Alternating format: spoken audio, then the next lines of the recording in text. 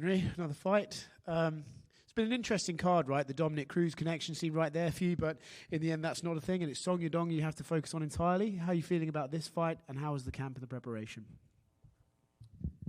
I feel good. Originally I thought it was going to be me and Dominic. It's unfortunate that he got hurt, and I'm glad it wasn't him because, fuck, I would have been pissed. But obviously we have Song, who is a... Obviously, we have Song, who is a 27-year-old. Yeah, can you grab her mom, dude? Okay. No, let her mom, dude. She's gonna start crying, dude. Yeah. She misses her dad. I haven't played with her this whole damn time cutting away. Hold on, my wife will come back so I can give you guys the right answers, dude. Anybody have kids here? Yeah. How old? What's the age? 3 and 7. Oh, no way. Okay. Yeah, she's 3. Yeah, it's a great age. 3's. You start to see the personality. Yeah, but they say terrible 2s, man, but it's true. It's terrible 3's, too. Yeah.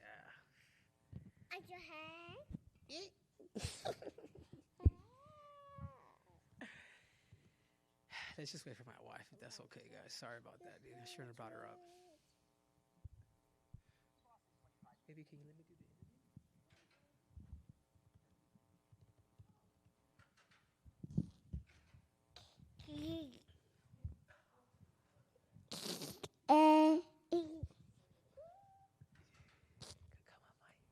Reinforcements have arrived.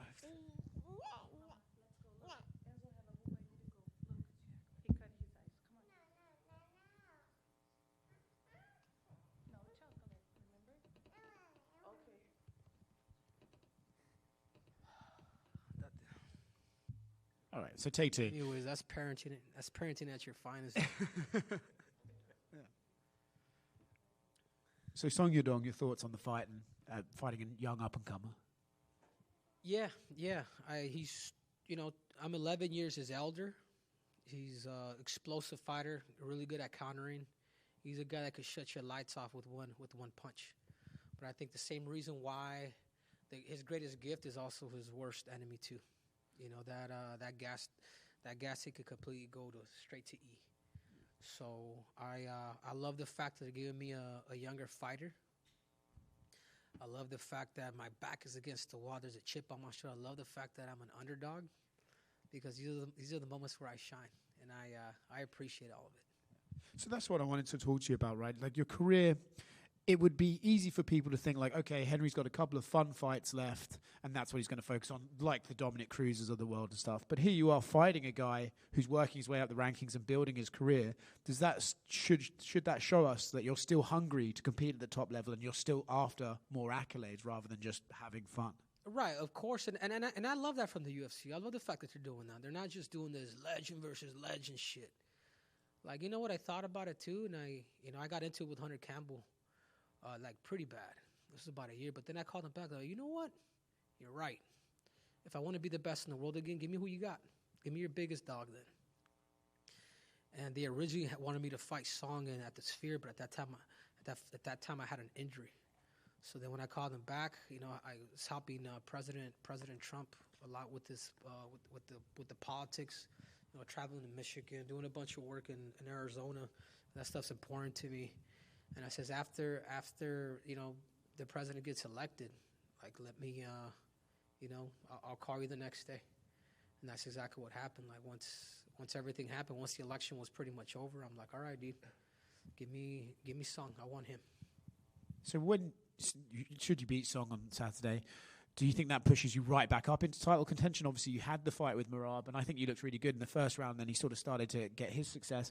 Do you think it pushes you back into title contention, or do you think you're going to have to work your way up and pass a few more of these young killers before they start looking at you in gold again? At this point, it's whatever the UFC wants, but that's also what's cool about the UFC. I lost to Aljamain in a split decision. Then at least I won a round against Merab, dude, with the torn groin, where I couldn't wrestle for 5 weeks, and that was a big mistake on my side. Ali, my mentor, they're telling me, everybody was telling me, dude, just be ready. But the hard head in me, I wanted to prove that it was a fight. Sometimes the risk worth the reward. And then now I look at Merab and what he's doing. I'm just like, fuck, man, this dude's a real deal. He's the best in the world. I mean, not super. You know, I'm not surprised what he did to O'Malley, but where I am surprised is what he was able to do to Umar, man. You know, he did. It's not like he beat him up or he did all that. He out-competed him. He got the crowd involved. He conveyed to the judges that round 5 is mine. You know what I'm saying? It's that grittiness that only like the 1%ers know about. You know, it's the same reason why I got the victory against Demetrius Johnson. There's like an acting involved in there. You know, getting him to go backwards. You know, hitting my fist, calling him out as he's going backwards. You know, we forget as fighters that if the fight does go to decision, you know, who can sway the judges, who can sway the crowd, and you know what Merab's been able to do now is just kudos, man. You gotta tip your hat off.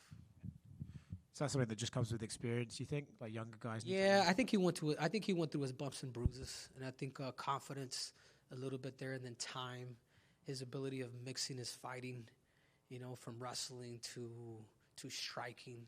Like the wrestling is not the key for him. It's the mixing. It's him understanding his threshold for 5 rounds. You know what I'm saying? This is why you don't see knockouts or TKOs, because he knows just the exact amount to reserve that, and that's Merab's greatest gift, his threshold. Henry, I know that you were kind of teasing flyweight, bantamweight. Why did you eventually pick bantamweight to, I guess, continue fighting in? Man, I got to cut the weight. I think it's pretty, you know. But there is a potential thing that I could be going back down. You know, with the victory here, I don't think there's anybody at flyweight that could really sell the division. I think there's too many dry people at that weight division. And I feel like what I've done in combat sports, particularly the flyweights, is saving that division back in 2020. You know, there could be a resurrection there, you know. How bad of a cut would that be? I don't even want to think about it. I don't want to think about it, dude. It's like I'm short, but man, look at like my back, man. Look at like my body's just I'm thick, but I'm thick boned, dude. Obviously, but it would definitely be a process, and you know, first things first, dude. Get through song, get through the dong, and do it that way. Is that his nickname for this week? Yeah, but the dong ain't long like Triple C. That's all I gotta say. Obviously, Dominic Cruz pulled out and then eventually retired. And I just wanted to know, you know, you guys had your rivalry and you guys have kind of spit back and forth. But can you just talk about Dominic Cruz choosing to retire and then just his career overall? Yeah, I mean that's his decision. He may go back and be like, hey, you know what? Maybe I want my last dance to be done correctly. You know, I don't think he really made those adjustments as a fighter to really understand his body more. You know what I'm saying? Like, I'm gonna give you guys an example. Khabib did a really good job of going through injuries and then adapting and then adjusting. How's it that he could get better? You know, a lot of fighters have gone through that, but I don't feel like Dominic really or ever found it. You know, whether it was rest, nutrition, overtraining, undertraining, whatever that may be. But other than that, dude, he brought a lot of attention to the lower weight classes. You know, his fight with Uriah Faber, his fight with Cody, his fight with all the alpha males. I mean, that's what really put, you know, the lightweights on the map. And then obviously my rivalry and his, you know, it's probably still not even over, dude. He probably still hates my guts as much as I hate his, you know. But I guess the only thing I can say is I'm glad I ain't fight him, because this would have really sucked, dude. And congratulations to him that he just retired. And finally, one for me. I just wanted to know, like, over the decades, like, high-level wrestlers, for some reason, they always get injured, and like their UFC careers are kind of cut short just because they're dealing with injuries. For the most part, you've been healthy through your UFC journey, and you wrestled at the highest level, won a gold medal. How were you able to like escape all the injuries? Honestly, I stretched a lot, man, since the beginning, since I was a kid. And I think that's what saved me from a lot of injuries. I've always been somebody that, as hard as I trained, I recovered quite a bit. And a lot of the injuries was just wear and tear, dude. Like, I remember blowing my shoulder out with Marias in that first round, and that was just from throwing so many jabs. from the time I started fighting. So many shots, you know. But I think the biggest thing is I've always took recovery to a point where people were like, "Really, you gonna take 2 days off?" Like, yeah, man, I did enough. Like, my body needs to rest, and I gotta re-attack it and then re-break it again. Even when I was training for the Olympics, I'll let you guys in on one little thing because I like your question. Even as a schooler, I would work out so much like during those 5 days that typically when the coach would say, "Hey, man, you guys do something on Saturday," I would take, and this was before this was literally I was in high school. I would take Saturday and Sunday off because I knew everything that I did throughout the week was just enough and just right, and for me to feel ready to re-break my body again on Monday. Crazy, right? Just, having that belief and really recovering my body. Henry right here. Henry, I saw you just had the partnership with Full Violence. I like the Short King branding. I gotta say, what made you want to lean into it a bit? I think sometimes Short Kings don't embrace it as much. What was it like? You know what? We're rolling with it. One, I'm a troll. So people are going to try to troll my height. You go with it. I'm not going to be a Danny DeVito. You motherfucker, you motherfucker. I'm not going to do that, dude. I've never been like that. I've always been comfortable with who I am. And I think there's a lot of money to be made because of the Short Kings. And I've made a lot of it because of it. You've been working with a new producer on your content, Mr. Dylan Rush. Can you just talk about the contributions? Dylan Rush? Yeah. Talk about the contributions he's made to your team. Oh, he's an encyclopedia, man. You talk about somebody that knows his stats of MMA. That's Dylan. Dylan is he's an up and comer. I feel like whenever the time is ready, he's going to become his own boss. And I think I've always been somebody to allow people to fly, dude. If I can do anything to help anybody, become bigger, then that's what it is. Even as a persona, as a troll. It's like truly like the bad guys are really the good guys, man. We create storylines. And I think he's, it's all up to Dylan, man, how far he wants to take it. I think he talked about maybe working for the UFC, but I told him, like, Dylan, you're bigger than that. You could, you don't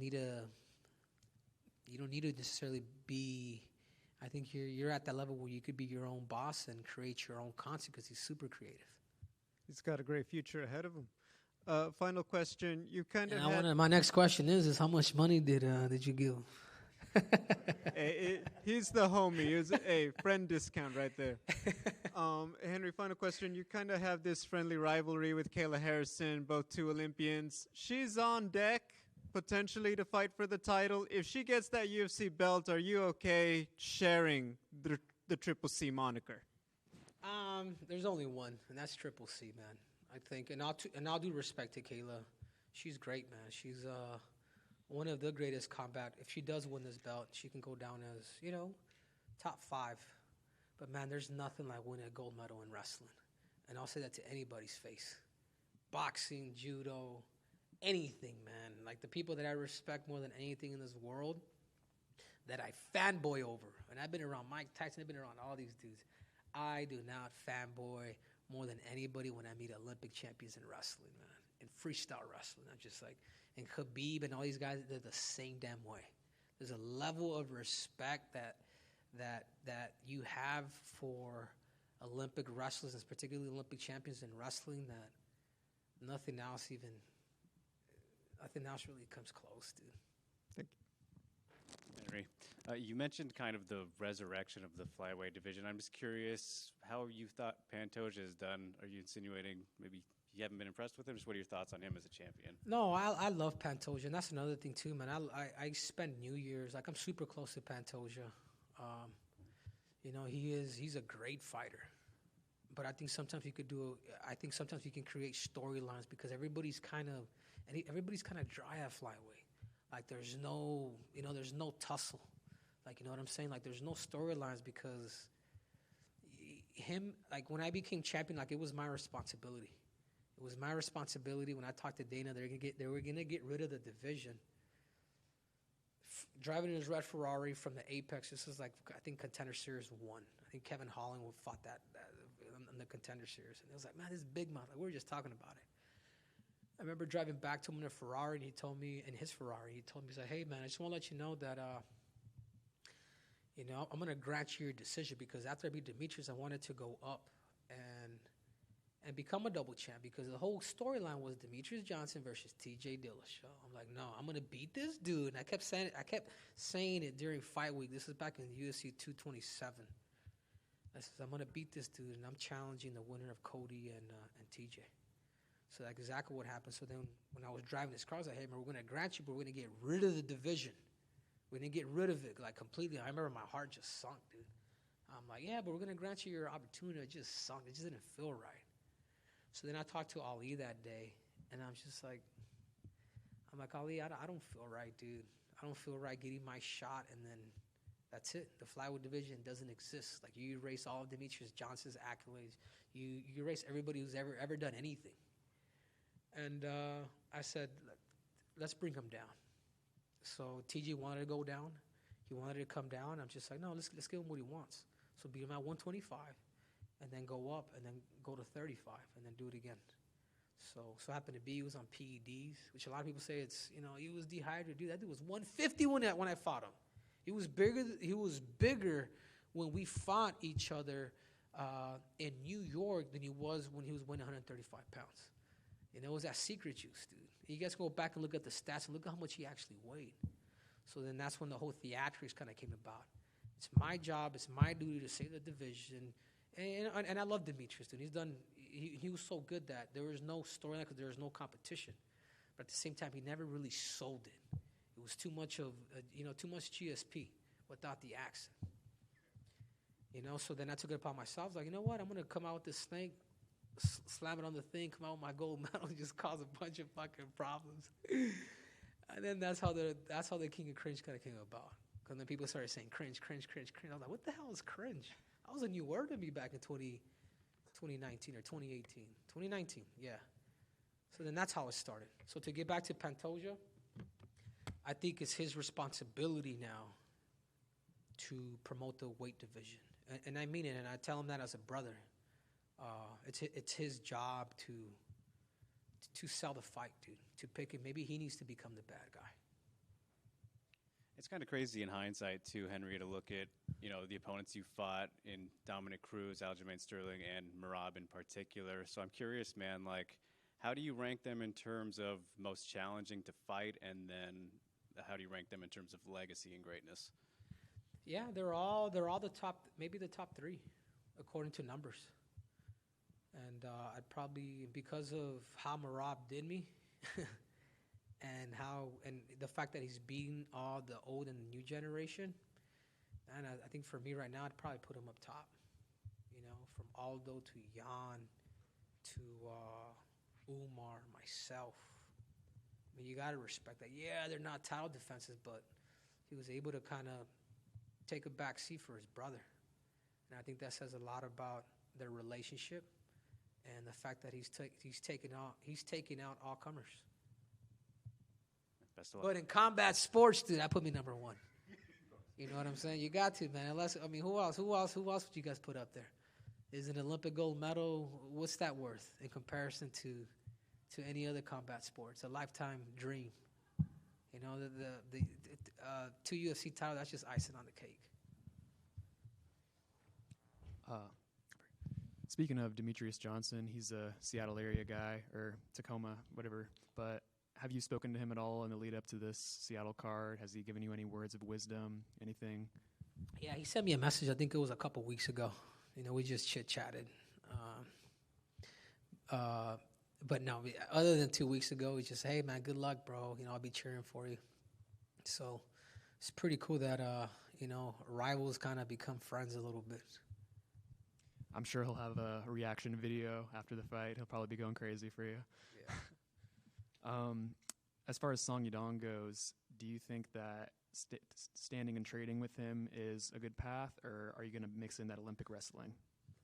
This is MMA. And I think one of the things that I do bring to the table is my ability to make adjustments. If I have to sit there and bang with them, let's go. I can go Mexican style too. Let's go. I've done it before. I've done it with Mariah's when I have to. One thing that I do know more than anybody is winning. Despite my last 2 losses, I know what it takes, and I know where I'm willing to take my body, and I know where I'm willing to go. And I think that's the difference in my experience of competition. Thanks. Anything else, Dylan? You have anything? Sean O'Methley? Sure, dude. After this fight, maybe we can do it, but I don't think he would want to, man. I think stylistically it's going to be a problem for him. Thank you. Hey, you guys make sure to go to Full Violence and get the Short King shirt. I'm out.